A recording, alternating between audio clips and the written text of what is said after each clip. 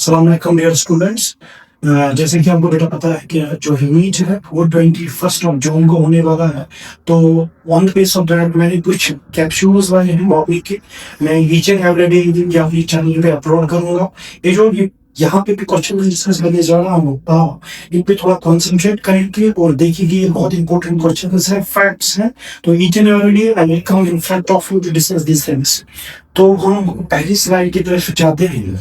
जो पहला क्वेश्चन आप लोगों के सामने है, ध्यान से बेटा सुनना।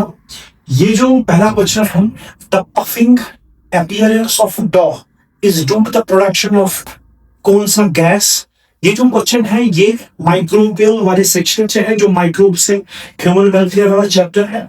आपको बेटा पता होना चाहिए ये जो डॉ है ये बेसिकली है क्या। डॉ इज एक्चुअली ओट, जो ओट होता है और पानी मिला करके हम डॉ कहते हैं। और किस गैस की प्रोडक्शन होती है, यहाँ पे हम लिखेंगे कार्बन डाइऑक्साइड। सेकेंड जो पॉइंट है यहाँ पे, the distance between the two consecutive base pairs in DNA helices. ये थोड़ा सा कंफ्यूजिंग क्वेश्चन है क्योंकि ये आपसे मांग रहा है कंसेक्यूटिव बेस पेयर्स के दरमियान में। अगर आपने डीएनए का स्ट्रक्चर देखा होगा, फॉर एग्जाम्पल ये डीएनए का स्ट्रक्चर है, यहाँ पे एडेनिन है, यहाँ पे थायमाइन है, यहाँ पे गुआनिन है, यहाँ पे साइटोसिन है। देखिए बेटा, पहला पॉइंट, एडेनिन और थायमाइन के दरमियान पे डबल बॉन्ड है, गुआनिन और साइटोसिन के दरमियान में ट्रिपल बॉन्ड है। क्वेश्चन आपसे ये पूछ रहा है the distance between two consecutive base pairs. Question आपसे इन दो बेस पेयर्स का डिस्टेंस पूछ रहा है। थायमाइन और साइटोसिन ये एक बेस पेयर है, टी और जी, टी और सी, ए और जी एक बेस पेयर है। इनके दरमियान में जो डिस्टेंस है आप बेटा याद रखेंगे 0.34 नैनोमीटर्स। लेकिन यहाँ पे एक और क्वेश्चन अराइज हो सकता है, अगर पूरे लेंथ का, पूरे पिच का डिस्टेंस पूछेगा तो बेटा आप यहाँ पे इंटू 10 करके 3.4 कर सकते हो। तीसरा क्वेश्चन है, ये इकोलॉजी पोर्शन का है, ज्वाइंट का है।